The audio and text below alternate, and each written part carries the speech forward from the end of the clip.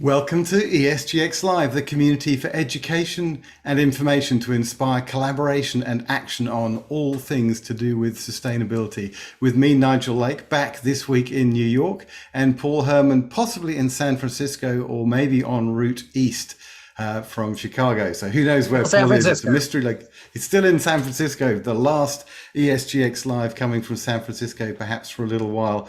Who knows? But it's wonderful to be here today. We have a fantastic discussion coming up about how to get to zero, to carbon zero, and indeed how to go beyond that. And as just one little story to tell to get us all in the mood before I hand it to Paul, our CFO in the Pottinger business, Eleanor, is Swedish and she lives in Australia with her Australian family.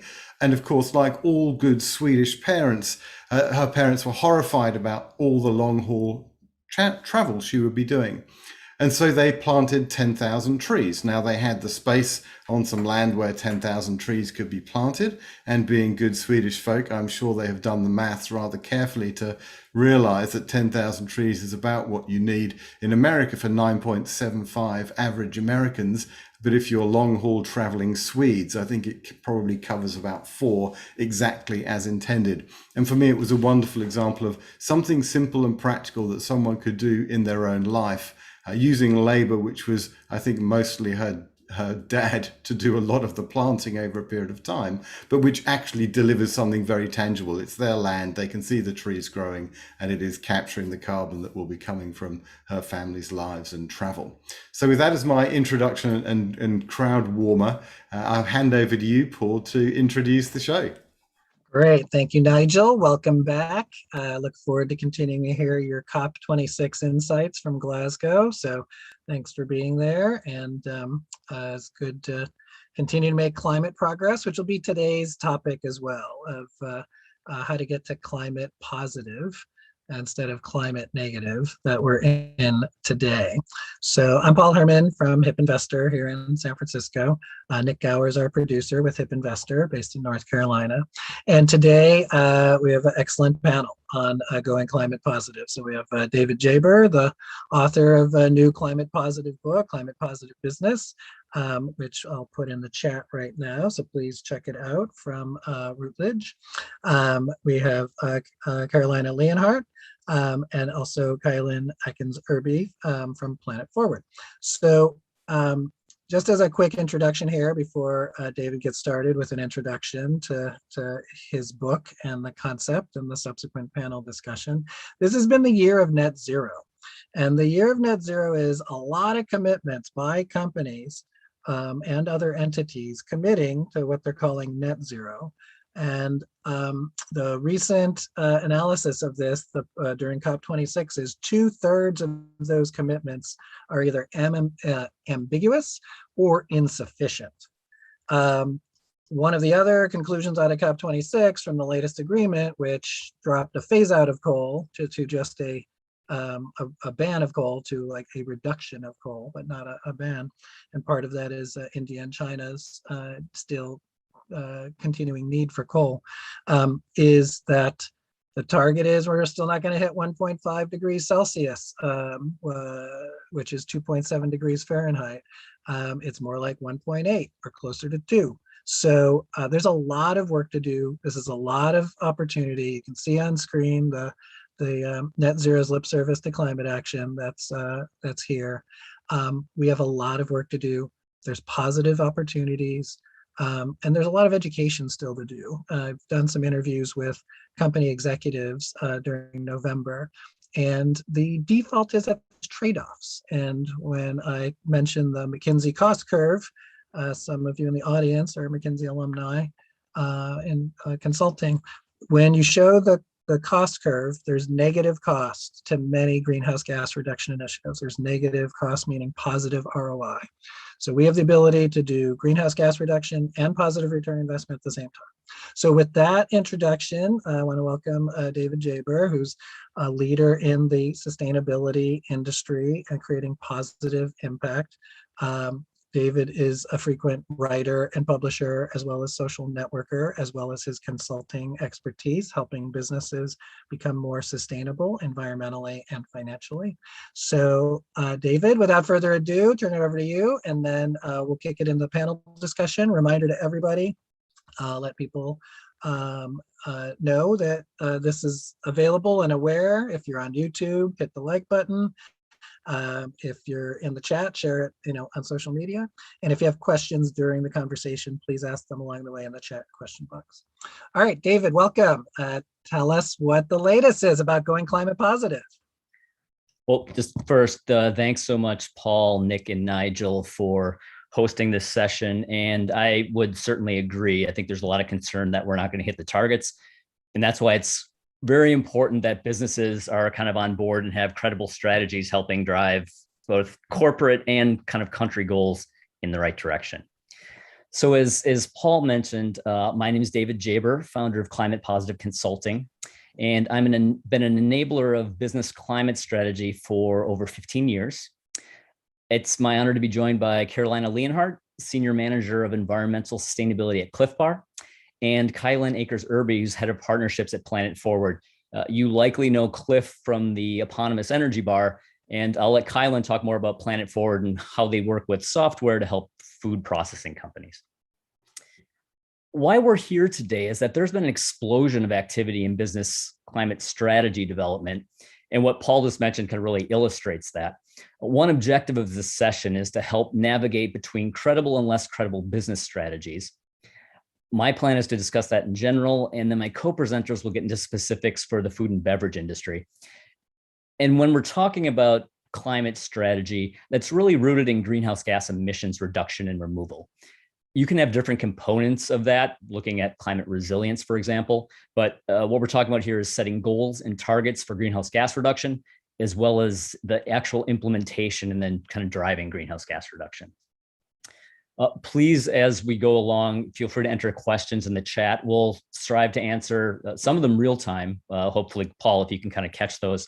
We'll also strive to end some at our end of our time together. And what I'd like to do is just share some slides, if you will bear with me. Just give me a second to bring it up. And in the chat box is David's book, so feel free to check that out and share it with your teams. Thanks a lot, Paul. So I did feel we should start with some definitions, but for those who are interested, feel free to also drop in the chat just how familiar you are with the process of greenhouse gas accounting in general. The definitions we're about to go into here, we'll start on that, but I think that'll also help kind of serve to kind of educate kind of us and just get a temperature for the room. So greenhouse gases are clearly at the core of this work. There are 7 greenhouse gases you're required to track. Most companies only have to deal with 4, and most prominently, that's carbon dioxide. And then when you will often hear emissions being referred to as scope 1, scope 2, or scope 3. Discussing scopes invites a discussion of organizational boundaries. So if you were to draw a boundary around the physical assets that you have as a company, facilities and vehicle fleets, scope 1 are the direct emissions coming out of that boundary, literally out of smokestacks and tailpipes, although refrigerants and some other things also qualify as scope 1. Scope 2 are indirect. For most organizations, that's just electricity. And the concept there is that you are making decisions on site that affect electricity use, but the emissions happen at the other end of the wires at the power plant and outside of your organizational boundaries. And then there's scope 3, which is everything else in the value chain. So from sourcing raw materials and ingredients to distributing those to your facilities, adding packaging, using freights to get your product to customer, and even the use and end of life of the products, that's all kind of involved in the supply chain. And David, this is scope 3 is a big thing because scope 3 isn't just supply chain, it's also customers. And so those, I think a while back, somebody talked about it should be split scope 3 into 2 parts, scope 3 and scope 4 about supply chain and customers. But this is all bundling all that together outside the immediate company, right? Yes, I think that's true. People view scope 4, I think, for other reasons now, talking about removal. But yeah, I think scope 3, for especially for product companies, that's overwhelmingly the concern when you compare the relative impacts. And so this image here just graphically shows what we just described. I don't need to go into too much more detail there. And then just really quick on some other definitions. MTCO2e is the currency in which we measure carbon impact. That's because carbon dioxide is overwhelming the largest impact. So it is the measure by which other gases are measured. And then on terms, if you hear us use carbon footprint or greenhouse gas inventory or greenhouse gas footprint, just know those are all mean the same thing. It's really the total of these scopes that we're talking about. And then, so the first overarching goal in developing a climate strategy is to measure your carbon footprint. Your first step involved in that is with that goal is to establish your boundary and then identify all the greenhouse gas contributors and the scopes we just discussed. Your next step is to gather data on all those contributors, and that will give you a range of information in kilowatt hours and therms and gallons and pounds. And then there's a final, just very basic carbon footprinting step to convert that data into metric tons of carbon dioxide equivalent. And you do that by using a range of emission factors from a range of sources. So that was a whirlwind tour through how you measure scope 1, 2, and 3 emissions. The reason it was a whirlwind is to prioritize this portion of the discussion on goals and targets. The carbon footprint measurement really is just setting a foundation so you know what to reduce in the first place. So there are businesses that have been working on climate goals and targets for decades. Efforts have steadily grown since that time. However, there's been a real tangible uptick in the demand for business climate action. And that goes back to what Paul was sort of mentioning as just this general explosion in net zero. I attribute a lot of that to the rise of ESG investing, which a lot of you are probably already active in. But essentially, those with the purse strings are now keenly interested in the social and environmental performance of their investments. And that has drawn attention to climate in a very different way from boards and corporate leadership than was the case even 5 years ago. That diversity of companies also brings sort of a diversity of terms and programs. So science-based targets is something we'll talk about. And if you're familiar with science-based targets, feel free to also say in the chat, what you know about it, and whether you think that's a credible strategy. Net zero, as we just discussed, that's also a very popular term now, and people are using that to describe their goals and targets. And then there's also a range of different reporting programs and certifications that support different aspects of climate strategy. Just to briefly touch on terminology again, if you look at how companies present their climate goals, there's a proliferation of terms. So we just mentioned net zero. There's also carbon neutral, net negative, climate positive, carbon neutral. Net zero just means removing as much greenhouse gases from the air as you emit. Carbon neutral is effectively the same. And then carbon negative, net negative, climate positive mean going beyond the net zero measure. To date, there aren't any real climate language enforcers dictating exactly how far you have to go past net zero. So in practice, those terms actually could mean very little different than net zero. And just an example, so if your footprint's 10,000 tons and you're reducing or removing 10,001, technically you're carbon negative, but qualitatively, that's not really any different than net zero. And maybe we'll get to a place where that's better defined, but terminology wise, that's still pretty nebulous on a lot of those terms. And that, again, probably partly goes to why Paul was pointing out earlier that their goals were just not, the goals were not adequate, I think, because there's not great definition. The one real difference in that is science-based targets. And that's in part because it's not just a term, it's an actual program.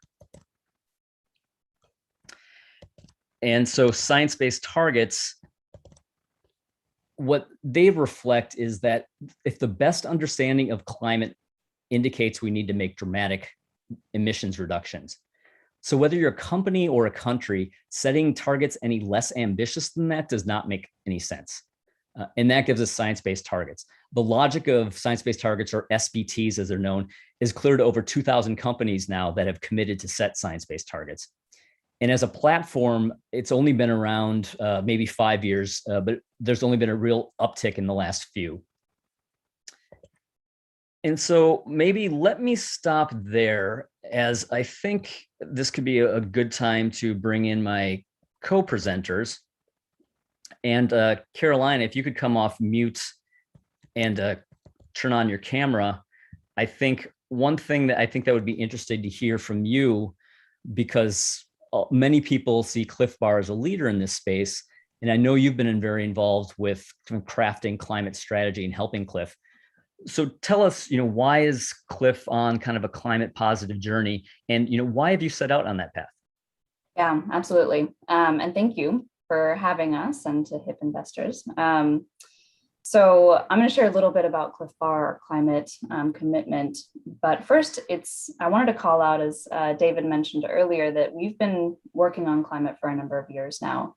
And it's played a very important role in our sustainability program since we launched that in 2001. So we've been in this space for a little while now. And since then, we've been working to measure, report, and reduce emissions. While we've also been running climate neutral business operations. So that means we've been offsetting the remaining emissions. And that includes from our headquarters office, our bakeries, commercial travel, and then our freight emissions. So we made sure that first, we were always working to reduce emissions, and then taking action right away to offset the remaining emissions. But we recognized that we needed to go beyond just climate neutral and do what's necessary to respond to the climate crisis, right? I think everyone's realizing, and David, you talked about this recent uptick. I think there's a very strong recognition that we need to all be kind of going above and beyond and taking the next step, or evolving our climate targets. So earlier this year, we announced that we were going to be climate positive, or net positive on climate, which, I think we've talked about how some of these terms seem somewhat nebulous. So I want to explain that. So our goal is to be net positive on climate by 2030. And the foundation of that is actually a science-based targets. So the first step is a deep reduction in carbon to cut our emissions in half by 2030. And then the next step is to remove carbon, right? And to use nature-based solutions to take carbon out of the atmosphere. So you've been talking about science-based targets a lot. And like I said, that's the foundation of our commitment. Our SBT is twofold. The first is a 50% absolute reduction in our operational footprint, so our scope 1 and scope 2. And thank you for giving everyone a crash course in greenhouse gas accounting. And that includes primarily our bakeries. So that gives us a great opportunity to work really closely with our bakery teams and explore all of the opportunities in the manufacturing setting to reduce emissions, as well as technologies that might be available. We actually have a dedicated role at Cliff Bar, a project manager that works across both bakeries, focused specifically on reducing carbon emissions and helping us meet our science-based target. And then when it comes to scope 3, our value chain emissions, we also have a 50% reduction in carbon emissions per pound of finished product. So we kept that to an intensity target. And those plans and how we're going to reach that target, we're working on that right now. And what we've realized through an assessment and an analysis of all of our emissions is that about 90% of all of our emissions are within our value chain in our scope 3. And the key emission sources are really kind of levers for us to pull are our ingredients, our packaging, and our freight. So we're working on planning really closely with each of those departments to make sure that we have the right carbon reduction strategies in place to reach our 2030 targets. I hope that hopefully wasn't too much detail, but that's all the climate commitment that we have in place right now. That's super helpful detail, Carolina. And would you say that 100% of employees at Cliff Bar are bought in? Some of them, most of them? Yeah, we have a pretty passionate bunch at Cliff, which makes my job really kind of wonderful and easy in that respect. I think Cliff Bar employees understand the importance of taking action on climate. It's all over the news. They're also consumers themselves, and understand that they vote with their dollars. So yeah, I think we're pretty fortunate with that respect, that we've got our employees that are supportive of this type of work. And then we've heard of some companies where like either in your performance review and your performance goals, there's a climate specific behavior or action or milestone. Yeah. Is that the case with you too? Yeah, I'm glad you asked that. So we have an annual incentive program to help us determine bonuses at the end of the year. And one of our targets for our AIP, is what we call it, is whether or not we're making progress towards reaching our climate goal. And that spans all employees. So, and we want to make sure that all employees have an opportunity to contribute to that as well. So yeah, the progress that we make towards our commitments will show up in our bonus structure, which yeah, definitely encourages employees even more. That's super exciting. Yeah. You also, I think, bring up an issue. So I didn't really get into the trade-offs between kind of net zero and science-based targets. So what you said actually suggests you have both.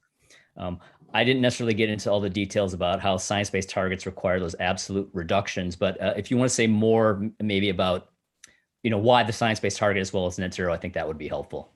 Yeah, absolutely. So for science-based targets, I think does an excellent job of providing a shared platform and a framework, right? A level playing field, if you will. We're all working towards one goal, and we're using the same language and the same framework. So I think that's really helpful, especially when you're building the climate movement, right? Getting everyone kind of working and moving in the same direction. And SBT also gives us that credibility, right? We report in through CDP every year and provide a very detailed breakdown of all of our emissions data. So I think those two pieces are pretty important. And you mentioned earlier, right, we have our science-based target to cut our emissions in half by 2030. We also have our own internal kind of climate positive by 2030, which means that we are going to incorporate things like offsets, insets, and different avenues to reach climate positive. And then we've also committed to the 1.5, I think it's the business ambition for 1.5, and that's a net zero by 2050. So it's kind of like a stepping stone. You can almost think about it that way in terms of going to net zero, and that's going to be in accordance with the science-based target framework, the science-based target initiative framework. Great, that's super helpful. Maybe I think I'll invite maybe Kylan to join us if you want to bring your video on and kind of come off mute. But I know both through your position at Planet Forward, but then also your background in ESG investing, I think you have a really interesting lens to bring to see kind of where companies are at, and whether it's specific to food industry, but you can kind of go broader than that. Also, since you were also in Glasgow, I think maybe you have some more information to bear, but really tell us more, what are you seeing as the drivers behind kind of companies going kind of climate positive, and what's sort of the state of that market? Yeah, 100%. First of all, Caroline, I'm so thankful for everything that you shared. It's so illuminating to hear it kind of play out and be so tangible, because a lot of times this is talked about very nebulously, and so that was extremely clear. I also apologize because my voice is gone after being at COP for 2 weeks and talking about this exact thing so much. But I think, from the highest level, like why are companies going climate positive is extremely clear. The food system is responsible for 30 to 40% of our global emissions. We know from the recent IPCC report that we're currently on track for really 2.4 degrees of global warming, as opposed to the 1.5 that we need to be in, and the one that Carolina said that Cliff Bar is, committing to stay within. And so when we think about only achieving net zero or only getting to a point of, slowing emissions, it's actually not going to get us to where we need to be given the current timelines, which is where climate positive becomes extremely important. So I think that just from a meta level, that's the reason, right? And then when we think about kind of the trends that stem off from that, I think talking about it in terms of what's happening within ESG from the investment side of things and how that trickles down to companies, and then also talking about it from the consumer side is probably where I would go. So first of all, ESG investing has been just exploding. When I started in it years back, we were beating down the doors of investors, telling them that ESG was going to matter. And now here we are. And it's, the leading trend really in the space over the last few years. And climate is now the #1 ESG issue, which was solidified at COP this year in terms of what companies are going to be expected to prioritize and also report out on. So transparency and kind of incentives around making moves on climate is just going to continue to increase from a top-down perspective, from investors down to their companies.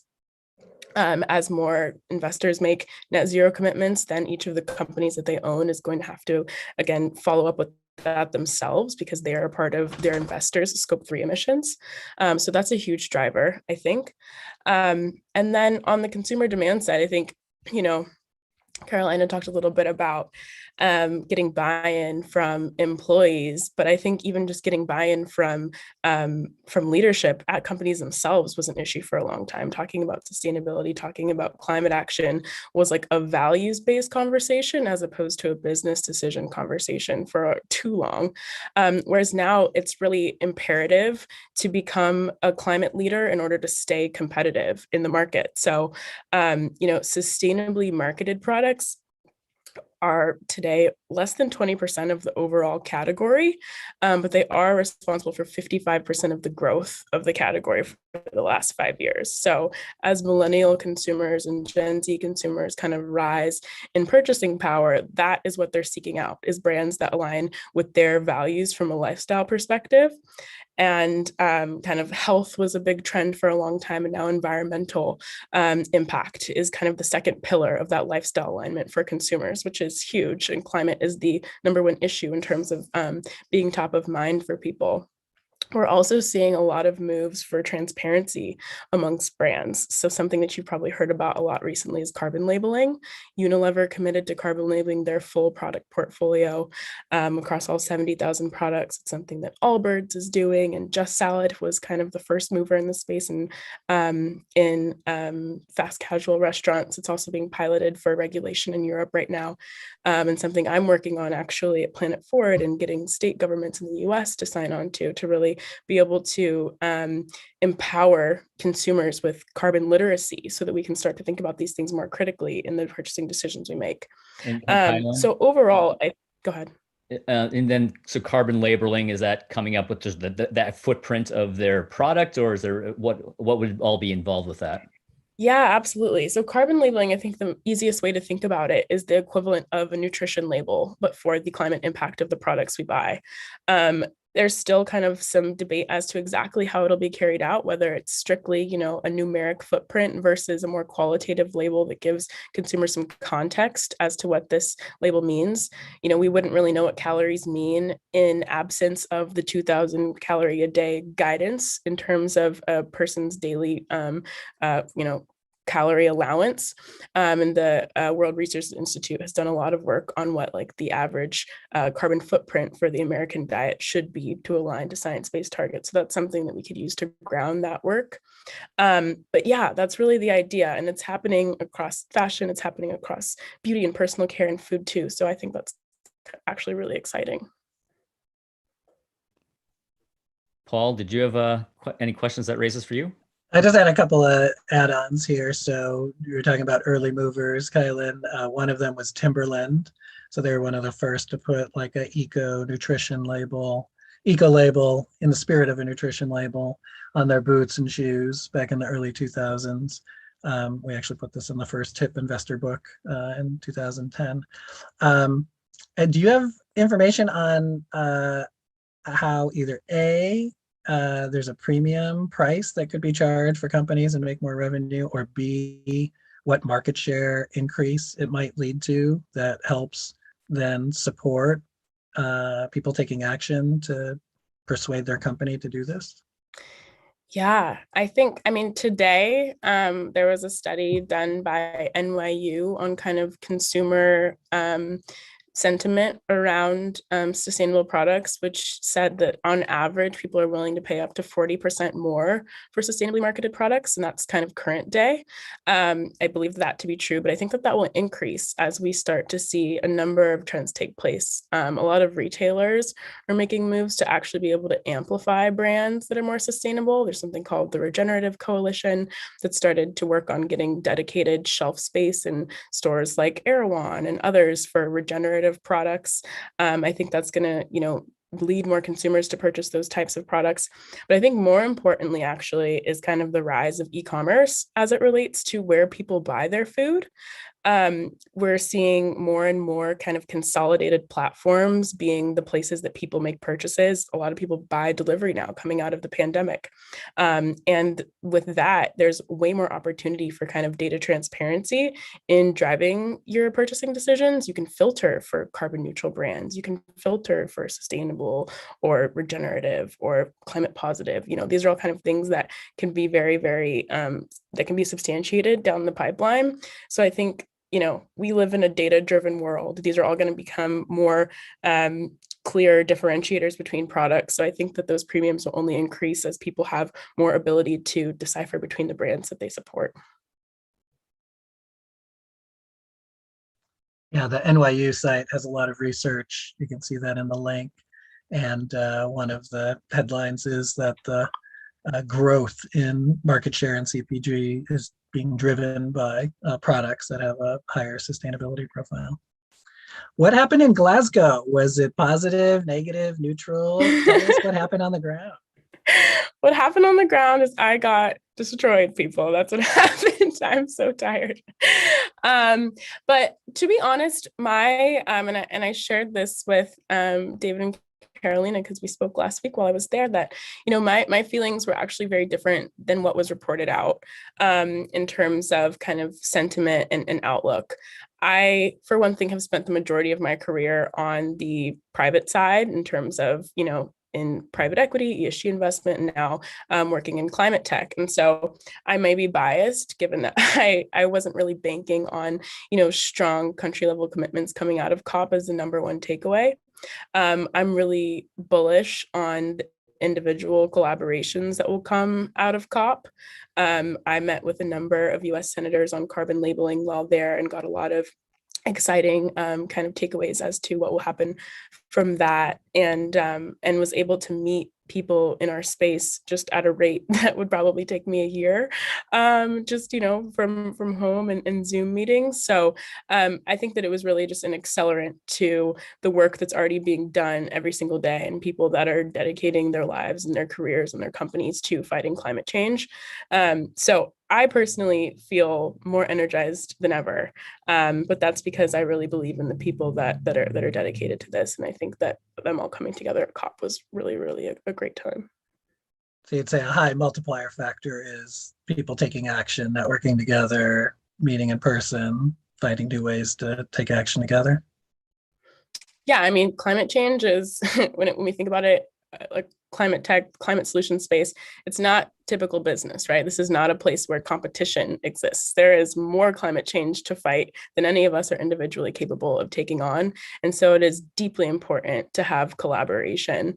And so, I think that is really the thing that is needed most, is just like acceleration of the current solutions and projects that are in place. And I definitely think that came out of COP. Nice. Great. All right, David, what topics do you want to cover next? Yeah, I'm thinking maybe we should talk about tools. I mean, we've talked about sort of the importance of kind of climate positive, net zero sort of goals, but what sort of, and specific to food companies, what sort of tools are there out there? And maybe I'll start, because I don't know that we kind of went into a lot of detail on sort of science-based targets, but I think Carolina was touching on it, that part of the value of that is it requires absolute reductions. So you can't just use offsets to make a science-based target goal. Offsets can have a purpose, certainly in kind of broader climate strategy. But because the understanding of the science is that we need to make dramatic reductions, A 1.5 degree compliance target is essentially equal to a 50% reduction over 12 years. And that's why you see in science-based targets, they're usually on the order of 10 years, looking 10 years out. That's why those are usually on the order of 40 to 50%. So you get that reduction. And then the question is, if for net zero, technically you'd have to offset or reduce more kind of past that. But that's how I see science-based targets as a tool, because it requires those absolute reductions. But whoever wants to start, if there's other tools that you find helpful on sort of on, making corporate goals, and you can interpret that broadly. So, please chime in. Go ahead, Kylan. I'm happy to start, and then I would love Carolina to jump in. I'll talk a little bit about Planet Forward, which is the company that I'm with and focused on building right now. This is specifically what we exist to do. So Planet Forward is a carbon assessment platform specifically tailored to consumer products. We've started in food and beverage. We have the largest life cycle assessment database for all agricultural products, ingredients, packaging materials, processing, energy, those types of things. And what that allows us to do is make this whole process a lot more simple for brands. So David, when you were explaining earlier, kind of the different steps that are required to measure your footprint and then inform your goals, a lot of consumer brands really, really get stuck when it comes to scope 3. You might work with a consultant or another tool or something that's using economic data and come back and find that 90% of your emissions are in your agricultural supply chain. And you're like, great, now what? And so that's really the problem that Planet Forward is setting out to solve, is to first of all make calculations extremely easy for companies, but also to be able to provide insight specifically into scope 3 that's actionable to drive emissions reduction. So we have the only tool actually that can factor in even farm level practices down to that level of detail, where you can calculate where your emissions are today across your ingredients, each individual ingredient, what's coming from the growing of that ingredient versus the transport. Is it really the length of your supply chain that is the driver, or is it the farming practices of the way that ingredient was grown? And therefore, what should we do about that? Is it your packaging material, or is it, the end of life of that material? Is it processing, so on and so forth? So we really provide brands with the full kind of data insight that they would need in order to develop net zero plans, which we work with them on, or emissions reductions plans if carbon neutrality is a first step, for example. We talked about some of the differences between that. And then we also work on impact messaging so that brands can really start to see some of the ROI from that we talked about. That's really important in terms of what's driving the growth of the category. So if you're, Cliff Bar, and you've made these incredible investments in improving the sustainability of your products, then we can say, we can quantify and develop, unique impact messaging for you to share that with consumers in a way that's digestible. If you're a plant-based brand and you have tremendous, value in the environmental impacts that you're creating by replacing, meat products, then we can quantify the impact of your product versus perhaps a beef patty or a chicken patty to be able to contextualize that for consumers so they understand and feel empowered by the decisions that they're making.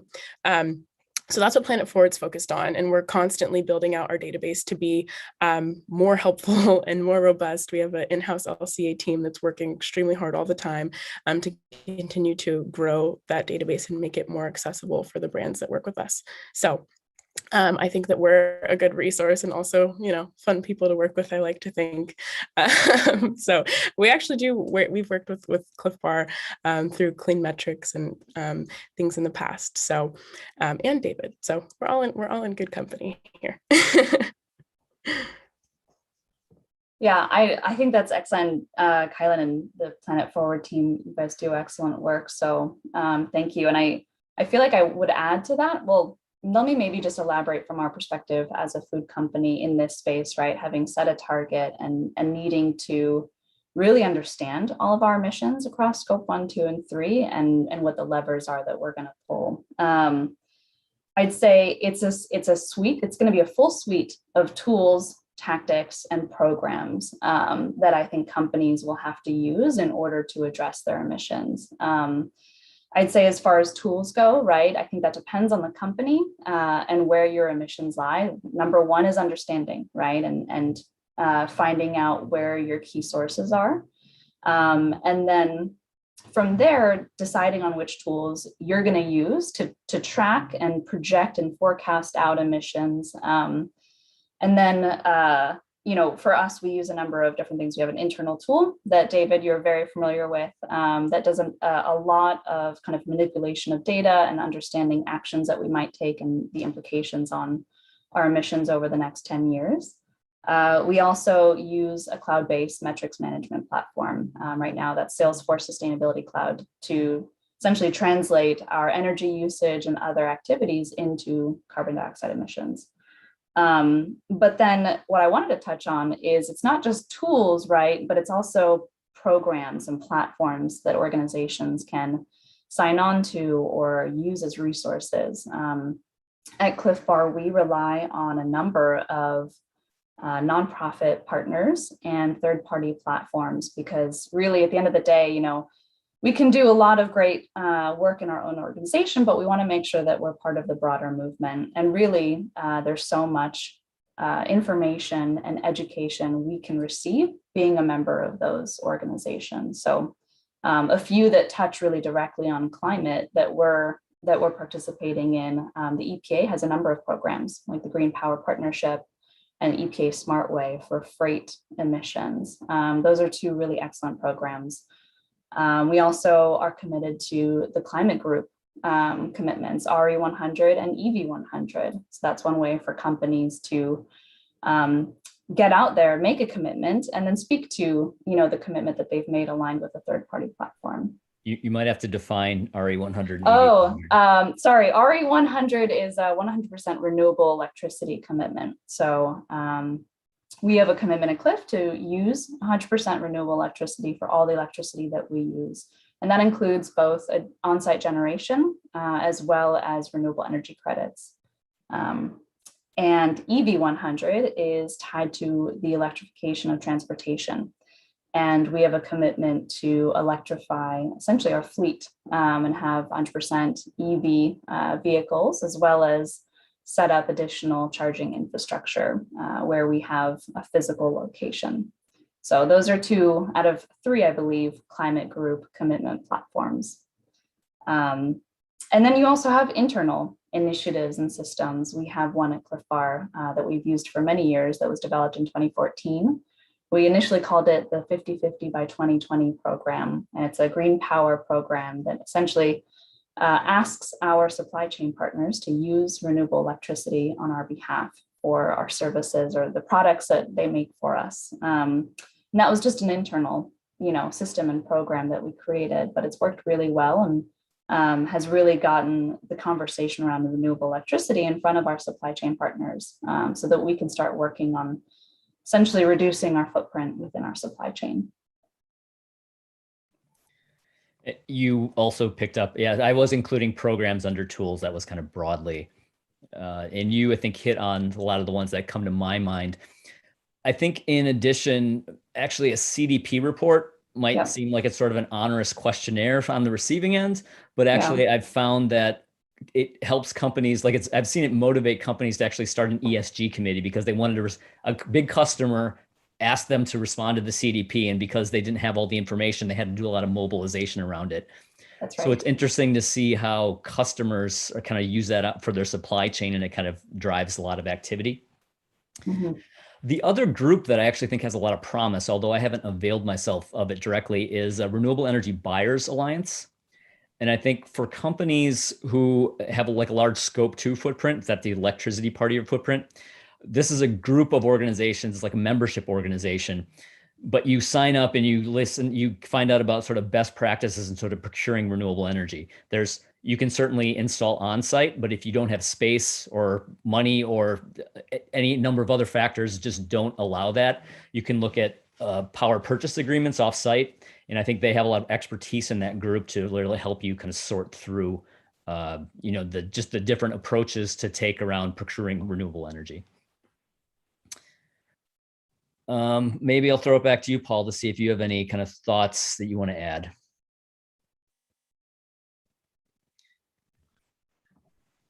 Yeah, I think one of the exciting things, and it's great that Cliff Bar is in the Science-Based Targets website as one of the 1,000+ companies with specific targets.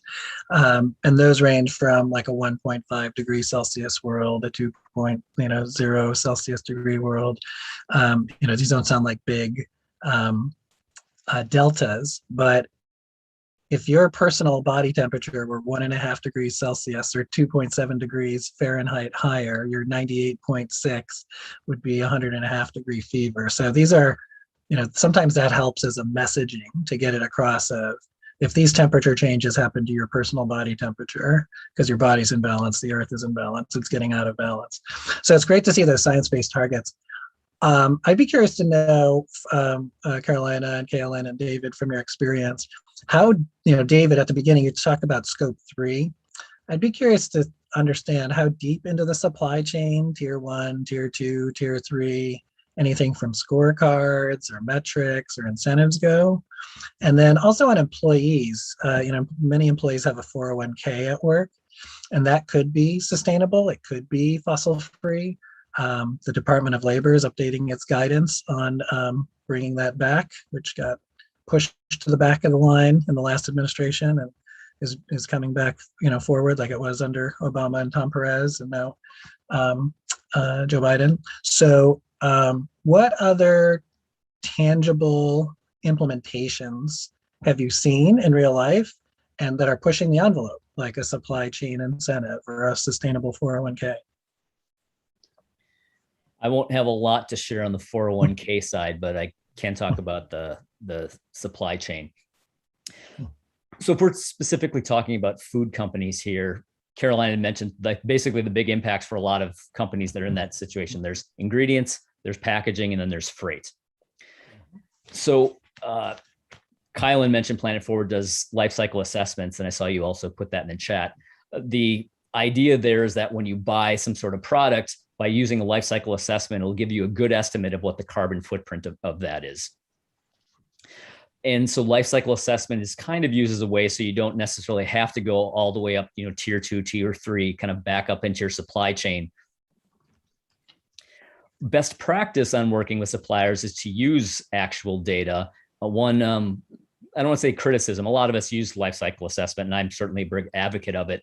It's not guaranteed to speak exactly to the situations of your supply chain. So there are companies, if you have enough traceability, even know where tier 3 is, because that's all can also be a big issue for different industries. There's a push to actually get actual data.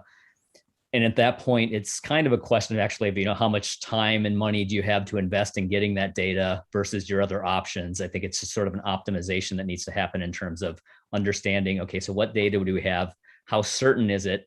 And what can we do moving forward to sort of fill the gaps in those uncertainties? And is that working more directly with the supply chain, or are there just other ways we need to go just for practical or other reasons? And if Caroline or Kylan, if you have more to say on that, or 401k for that matter, feel free. Yeah, I wanted to add on to that. How do you incentivize your supply chain to partner with you in reducing carbon? I think that's the challenge, right? And that's so much of our emissions are within our supply chain, and a lot of that relies on a partnership and collaboration with these companies, right? We are their clients, we are their customer, but this needs to all be done in collaboration. And I think, to David's point earlier, you can spend a lot of time focusing on the data, but sometimes, you almost want to just go directly to the action and incentivize a change within your operations.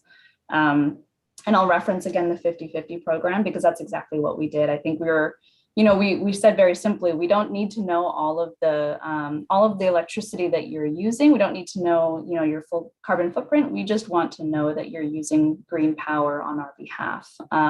However you choose to do that is great. And we actually provide free consulting support to our supply chain partners that are interested in joining that program. So they find what makes, whatever way to source renewable electricity, whatever way makes business sense for them. So I'll say that. And I also think, a lot of supply chain work is almost like a trickle down, right? So our customers for Cliff Bar are large retailers like Walmart and Target and others. They are setting their own science-based targets and looking to their vendors to reduce emissions. And now we're setting our science-based targets and now going even further upstream to our vendors to reduce emissions. So, I feel like it's kind of this interesting trickle down of the more companies are setting a target and engaging with their suppliers, the more you're going to get this movement. And there are ways also to incorporate requirements in initial contracting, right? Or even in an RFP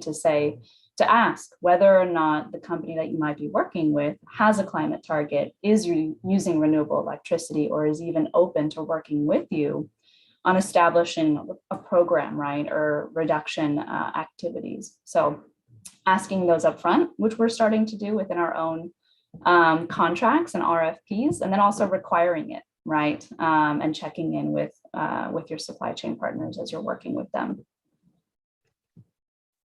Yeah, 100%. And I think I just want to quickly build on what both of you guys shared and why LCDA data can be helpful in certain cases for brands. Spending all of your time thinking about the data collection and the measurement might be the wrong time allocation. But if you could use LCA data to identify what aspects of your product and supply chain are going to be most impactful in reducing emissions, you can actually streamline your efforts and put actions in the places that are going to move the needle most. And I think that's actually a really great use case for some of these measurements, is to prioritize where you focus on within scope 3 when it comes to emissions reduction. Another thing that we're seeing brands do is starting to focus on emissions reduction also in new product innovation.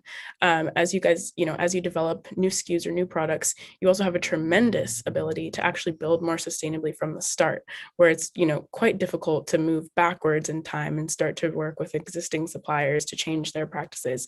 But you can actually build new SKUs with, a less emissions intensive ingredient set that you can start from scratch and start being, kind of climate friendly from the start. And so I think that's another area to really think about is as you think about new product development, thinking about sustainability as an R&D consideration, which is something that we empower brands to do and to think about.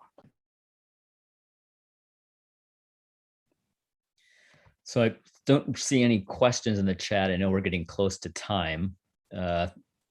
Nick or Paul, you haven't gotten questions through any other channels, have you? Got the excitement. People are super excited to hear these tangible examples. So really appreciate that, Carolina, David, and openness to working together on something tangible in companies or as part of a network. So yeah, so let's be great to sort of hear your views on what you think is next for 2022. 2021 apparently became like the year of net zero, at least earlier in the year. And then there's been some, conflicts this year about is this a good way to go? Is ESG real? Is there ESG washing, greenwashing? But I'd be curious, like for 2022, what will be tangibly different, either, specifically at Cliff Bar or in policy or in standards and frameworks? What do you think? Go ahead, Carolina. I'm just going to say that I feel like this, you're just going to see a continued growth in this, right? I think that you've had a lot of companies that have been leading the way and setting these targets. And I feel like more companies are going to continue to get on board, especially as this becomes a regular part of doing business. To be honest, I really do just see this kind of being the way that we work in 2022 and beyond, would be my initial take on this. More specific than that, I don't know if I could comment on that, but yeah. Is there David, a specific for Cliff that you can share, or for your own personal? Yeah. So I don't know if I mentioned this earlier, but we set a science-based target, and over the course of this last year, a core team internally has been working on developing our 10-year roadmap to reach that target. And the goal is that in 2022, we finalize that roadmap and really kind of hone in on implementation of the different strategies that we have in place. So I can imagine that we're going to start, setting aside financing and kind of really getting a little bit more focused and specific on the strategies that we have in play over the next, 8 years until we reach our our target year. So. And Kaylin, specific question, Francisca in the audience wants to know, where have you seen the early economic benefits towards science-based targets or climate positive? And David, you can answer the same thing. Specifically for brands? Yes. Yeah, I think we talked about that a little bit before in terms of price premiums, and also just being able to and the growth that's available to brands that are taking steps on this. I think one thing that we see oftentimes is brands being afraid to do anything without being perfect. And I really advise against that. I think that it's better to start somewhere than to not start anywhere at all. And the kind of quicker that you can come out with action, even if it's to say, hey, we're taking a first step by focusing on one ingredient, like that is fine. And that is great. And that is something that consumers, I believe, will respect, because transparency and honest and humility are very real things that we can all connect with. And so I think that really just taking a first step is the first way to start to see economic benefits, because you can communicate where you're at on the journey with your consumers and start to build trust that you're a brand that's at least thinking about this and thinking about it critically. So I think really just starting anywhere is the first step. And then, if you want to come out as carbon neutral in the first year and be transparent that, hey, we haven't achieved net zero. We're not, fully at the point of full reduction, but we're offsetting today where we can with truly high quality offsets and true carbon removals.